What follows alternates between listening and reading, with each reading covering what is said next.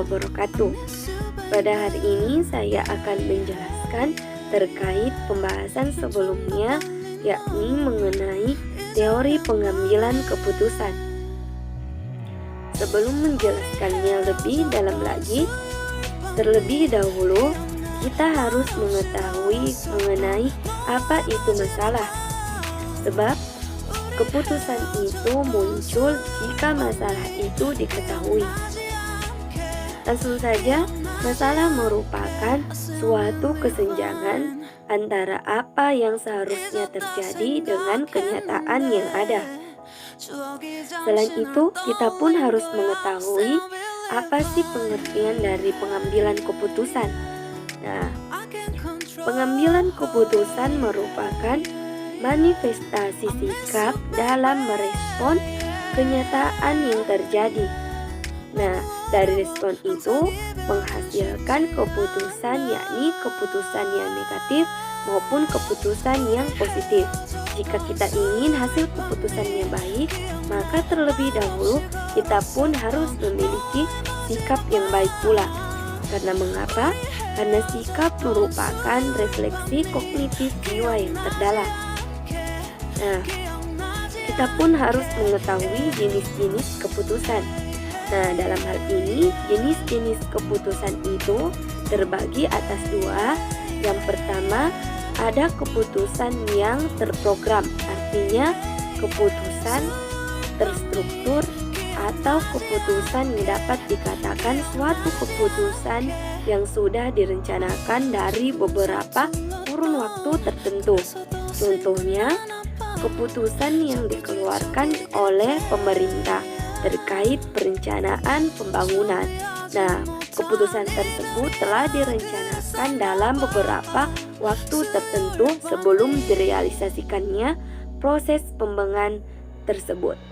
Yang kedua, ada keputusan yang tidak terprogram, yakni keputusan yang dikeluarkan atau dibuat sesuai dengan kebutuhan kita sendiri, atau dapat dikatakan keputusan tersebut adalah keputusan yang dilakukan secara dadakan.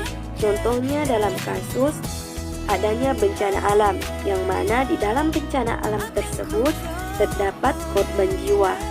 Nah, dalam hal ini keputusan yang kita harus ambil haruslah cepat, tidak boleh diprogramkan lebih dalam lagi atau lebih lama lagi, harus segera ditindaklanjuti. Nah, selain itu ada pula beberapa teori terkait pengambilan keputusan.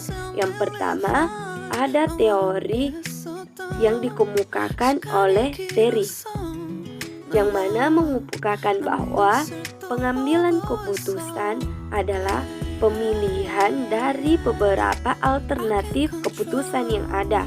Selain Terry, ada pula pendapat yang kedua, yakni George, yang mengatakan atau mengemukakan bahwa pengambilan keputusan dikerjakan oleh manajer dengan penuh kesadaran untuk mempertimbangkan, menilai, dan memilih sejumlah keputusan alternatif yang ada.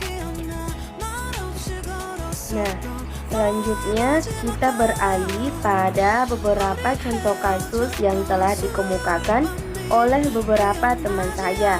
Yang pertama, ada contoh kasus dari saudari Wina Wahyuni.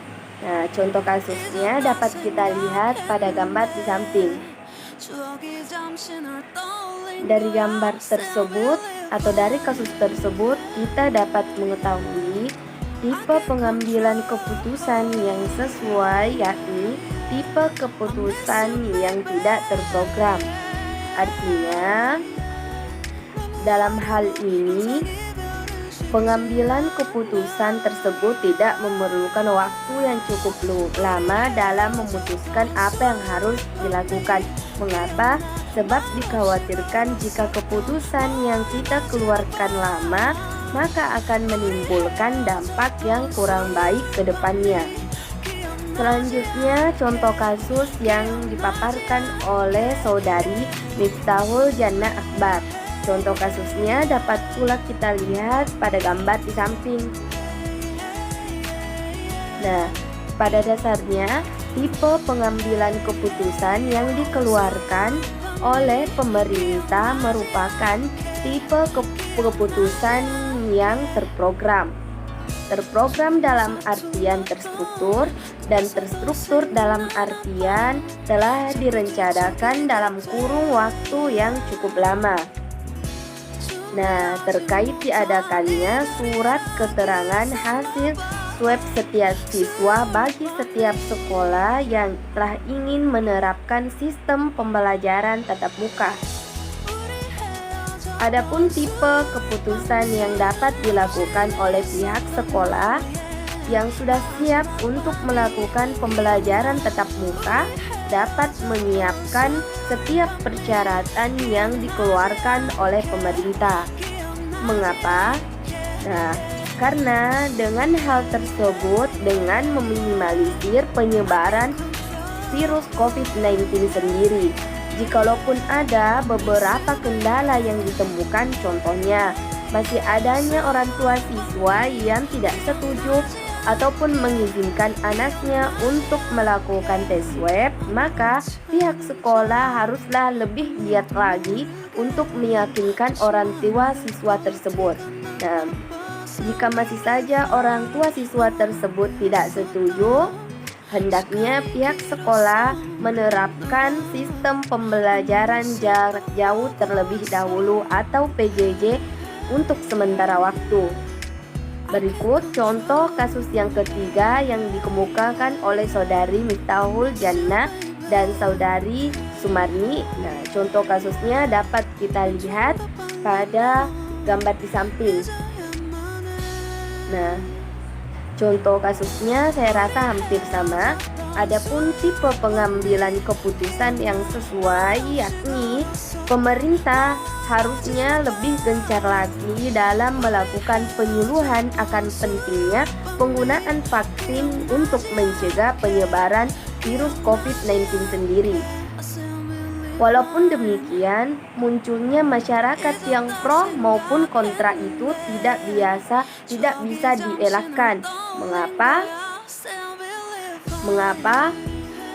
Karena dalam hal ini setiap pendapat orang itu berbeda-beda.